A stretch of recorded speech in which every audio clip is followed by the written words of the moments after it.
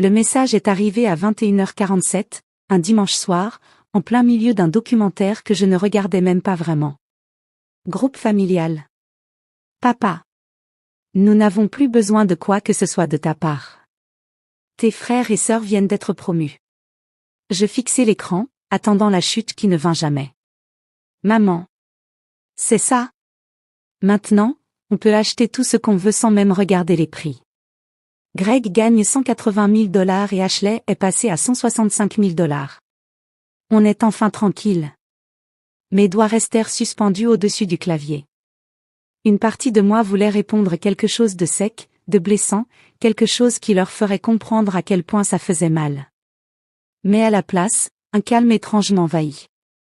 Parce que, au fond, c'était presque hilarant. Je répondis. Très bien. Dis simplement à mes frères et sœurs que, en tant que leur PDG, j'ai hâte de les rencontrer dans mon bureau lundi matin. Envoyé. Je posai mon téléphone et retournai à mon documentaire.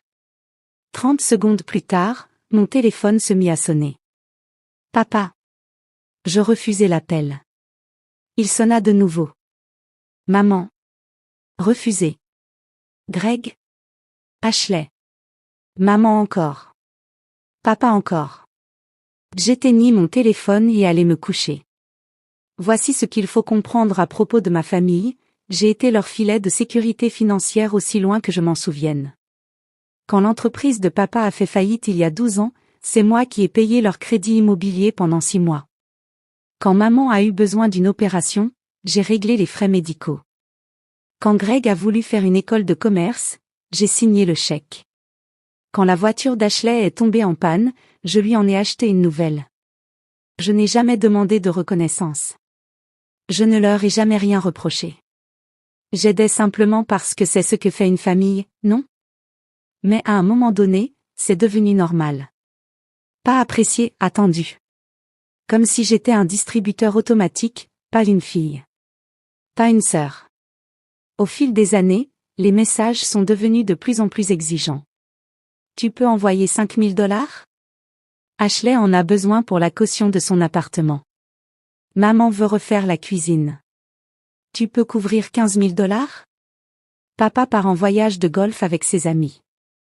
Tu peux lui avancer $3 000? Jamais un, s'il te plaît. Rarement un, merci. Juste des demandes constantes, suivies de silence, jusqu'au prochain besoin. Et je donnais. À chaque fois.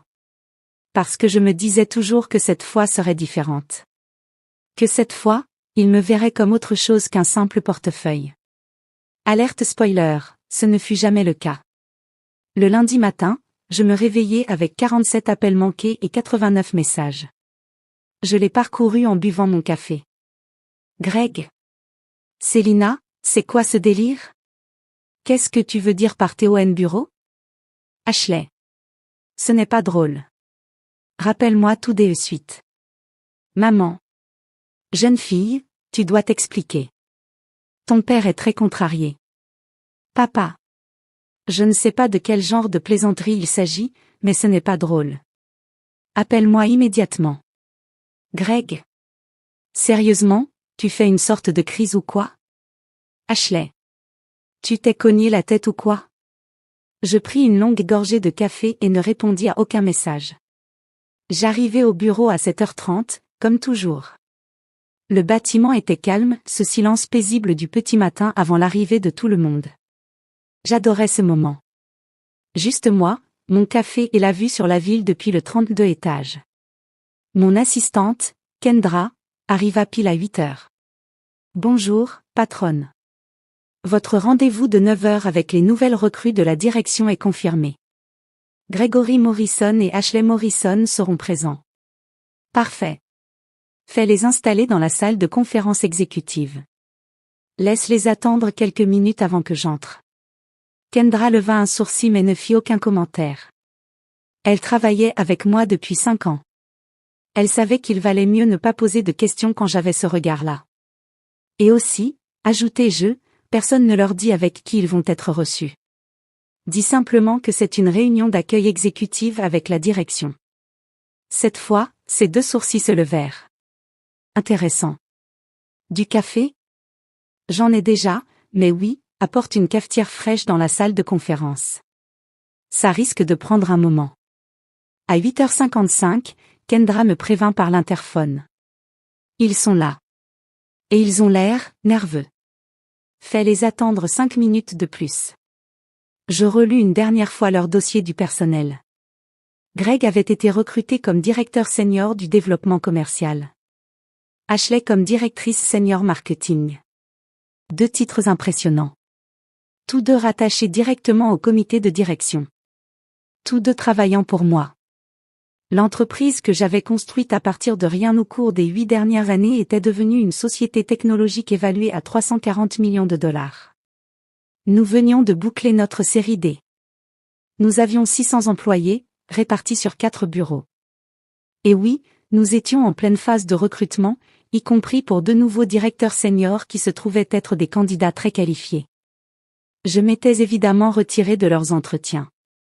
J'avais laissé les chefs de département gérer cela. Mais lorsque les RH m'avaient présenté les candidats finaux pour validation, leur nom était là.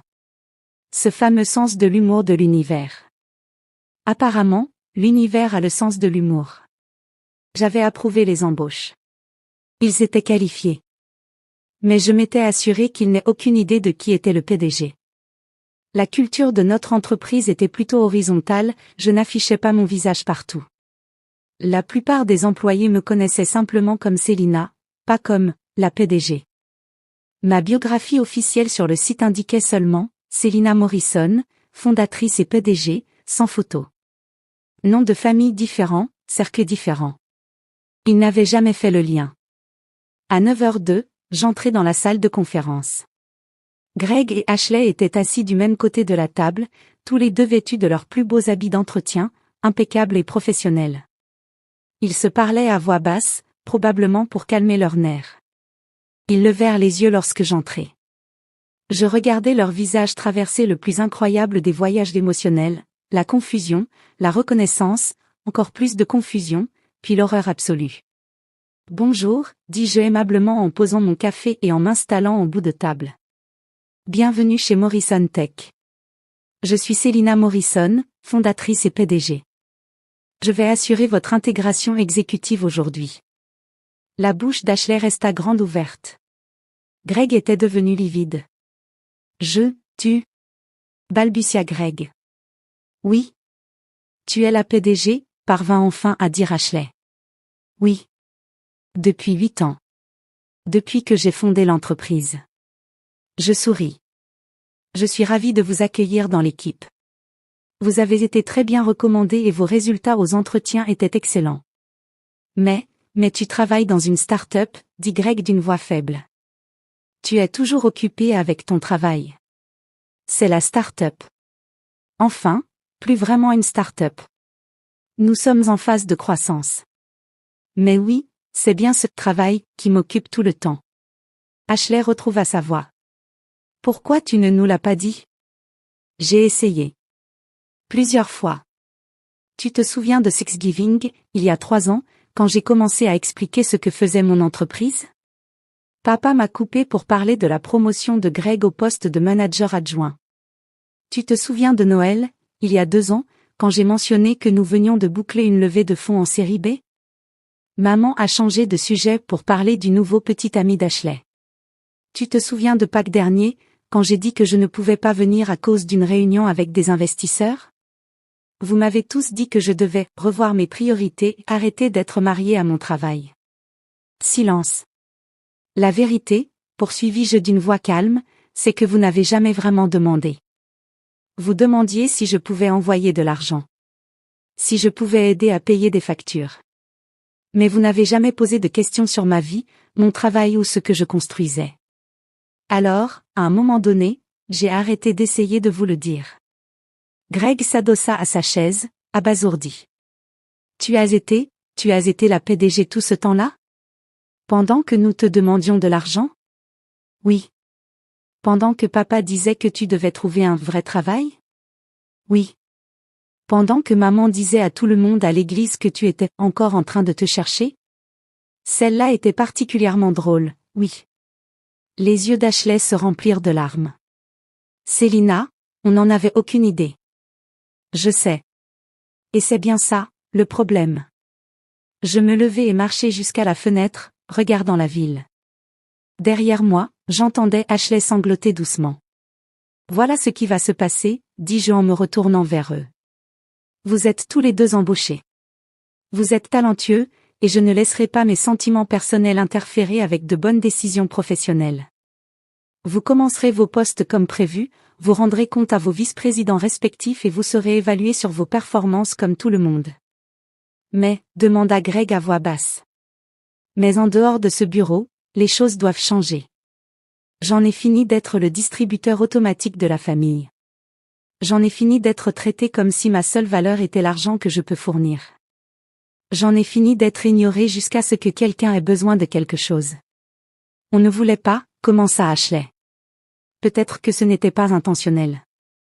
Mais vous l'avez fait quand même. Savez-vous combien de fois j'ai payé vos factures au fil des années? Avez-vous la moindre idée de l'argent que j'ai donné à cette famille?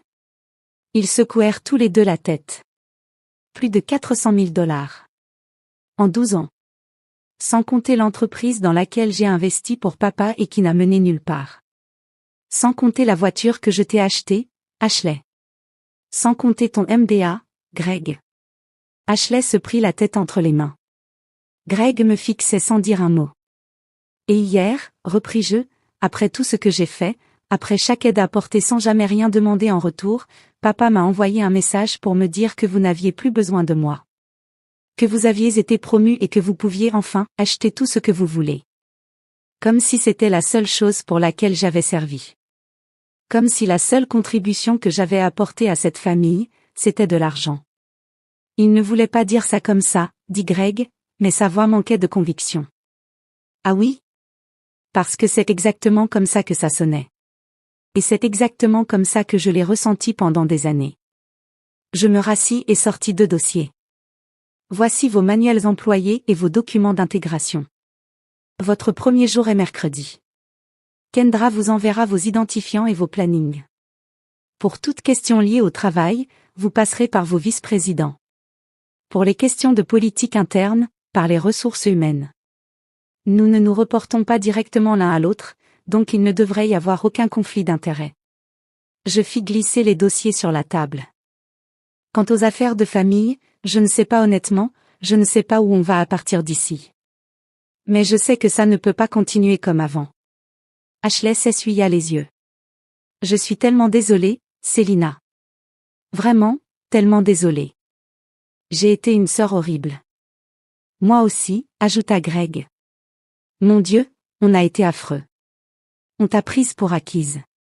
On t'a traité comme tu l'as dit. Comme un distributeur automatique. Pas comme une personne. Oui. C'est exactement ça. Est-ce qu'on peut? Ashley hésita. Est-ce qu'on peut réparer ça? Je les regardais tous les deux, mon petit frère et ma petite sœur, assis là dans leurs beaux vêtements de nouveaux employés, me voyant enfin pour la première fois depuis des années. Je ne sais pas, répondis-je honnêtement. Ça dépendra de vous. De savoir si les choses changent vraiment ou si ce ne sont que des paroles sous le choc. Ça va changer, dit Greg avec fermeté. Je te le promets. Ça va vraiment changer. On veut te connaître, ajouta Ashley. La vraie toi. Pas la sœur qui envoie de l'argent. La personne qui a construit tout ça. La personne à qui on aurait dû prêter attention depuis le début. Je hochai lentement la tête. D'accord. On verra. Ils quittèrent la salle de réunion, complètement sonnés. Je les regardai partir, puis j'appelai Kendra. Alors, demanda-t-elle. Honnêtement? Aucune idée. Mais au moins, maintenant, ils savent. Pour ce que ça vaut, tu as géré ça avec beaucoup plus de grâce que moi je ne l'aurais fait. Je ris. La journée est encore jeune. Je pourrais encore jeter quelque chose. Ce soir-là, mon téléphone recommença à sonner. D'abord maman. Cette fois, je décrochai. Célina Marie Morrison, commença-t-elle d'une voix tremblante, pourquoi tu ne nous as rien dit? J'ai essayé, maman. Plusieurs fois. Ça ne vous intéressait pas. Mais tu es, Tu es PDG. Tu possèdes une entreprise. J'ai construit une entreprise. À partir de rien. Pendant que vous me demandiez pourquoi je ne trouvais pas un vrai travail stable. Silence à l'autre bout du fil. Ton père est dévasté, dit-elle enfin. Tant mieux. Peut-être qu'il réfléchira à 2 fois avant de dire à sa fille qu'il n'a plus besoin d'elle. Il ne voulait pas dire ça comme ça. Alors comment voulait-il le dire, maman? Explique-moi comment on n'a plus besoin de toi était censé sonner. Nouveau silence. Nous sommes fiers de toi, dit-elle, d'une petite voix. Vraiment? Ou est-ce que vous êtes juste impressionné par l'argent et le titre? Ce n'est pas juste. Ça l'est pourtant. Quand avez-vous déjà été fier de moi juste pour ce que je suis? Pas pour ce que je pouvais vous donner, pas pour la façon dont je pouvais vous aider, mais juste, pour moi? Je l'entendis pleurer. Je t'aime, maman. J'aime papa. J'aime Greg et Ashley. Mais je ne peux plus être la seule à donner pendant que tout le monde prend. Ce n'est pas durable. Ce n'est pas sain. Et honnêtement, ça me brise le cœur. Que doit-on faire? Murmura-t-elle. Comment on répare ça? Vous commencez par vous intéresser réellement à ma vie. Vous posez des questions. Vous écoutez. Vous arrêtez de me voir comme une ressource et vous recommencez à me voir comme votre fille. Et vous ne me prenez plus jamais pour acquise. D'accord, dit-elle. D'accord. On peut faire ça. On va le faire. On verra. 3 mois plus tard, les choses étaient différentes. Greg et Ashley s'épanouissaient au travail. Ils étaient compétents, professionnels et très attentifs aux limites. Nous avions eu quelques dîners de famille réellement agréables où l'on me demandait des nouvelles de ma vie, de mon entreprise, de mes projets. Où je n'étais plus seulement celle qui finançait les rêves des autres. Papa s'était excusé. De vraies excuses. Pas un « désolé si tu l'as mal pris ». Il avait pleuré, vraiment pleuré, et m'avait dit qu'il avait été un père terrible. Qu'il m'avait prise pour acquise. Qu'il avait honte de lui. Maman avait commencé à m'appeler tous les dimanches, juste pour parler. Pas pour demander quelque chose. Juste pour parler. Ce n'était pas parfait. Les vieilles habitudes ont la vie dure. Mais c'était mieux. Et parfois, mieux, c'est suffisant. J'étais tard au bureau un jeudi soir quand Kendra frappa à la porte. Ton frère est là. Il dit que ce n'est pas lié au travail. Fais-le entrer. Greg entra avec 2 cafés à la main, l'air nerveux. Salut, dit-il. Je me suis dit que tu aurais peut-être besoin d'une pause café. Merci. Je pris le gobelet. Qu'est-ce qu'il y a? Il s'assit en face de mon bureau. Je voulais juste te dire merci. Pour les postes. Pour ne pas tout nous reprocher. Pour être resté notre sœur même si on a été horrible avec toi. De rien. Et je voulais que tu saches qu'Ashley et moi, on parle de toi tout le temps maintenant. De à quel point tu es incroyable. De ce que tu as construit. De combien on a été stupide de ne pas l'avoir vu plus tôt. Je sentis ma gorge se serrer. Vraiment? Oui. Tu es un peu notre héroïne maintenant. C'est bizarre? Je ris. Un peu. Mais j'accepte. Il sourit. Parfait. Parce qu'on va être insupportable à se vanter de notre sœur, la PDG. Tu es prévenu. Je peux vivre avec ça. Ce soir-là, je reçus un message dans le groupe familial. Ashley, dîner de famille ce dimanche? Je cuisine. Et avant que quelqu'un demande, Célina n'a rien à apporter à part elle-même. Sa présence suffit largement. Greg, j'apporte le vin. Le bon. Maman, je ferai le dessert. Le gâteau au chocolat préféré de Célina. Papa, je serai là. Et Célina, j'aimerais beaucoup que tu nous parles de ton nouveau projet si tu en as envie. Sans pression, mais ça m'intéresse. Je fixai mon téléphone, les larmes brouillant l'écran. Moi, je serai là. Et oui, papa. J'aimerais bien. Ce n'était pas tout. 12 années de négligence n'étaient pas effacées comme par magie. Mais c'était quelque chose. C'était un début. Et parfois, c'est tout ce dont on a besoin. Merci d'avoir regardé. Laissez un like si vous avez aimé cette histoire, abonnez-vous si ce n'est pas encore fait, et cliquez sur la carte ci-dessus pour découvrir d'autres histoires comme celle-ci. À la prochaine.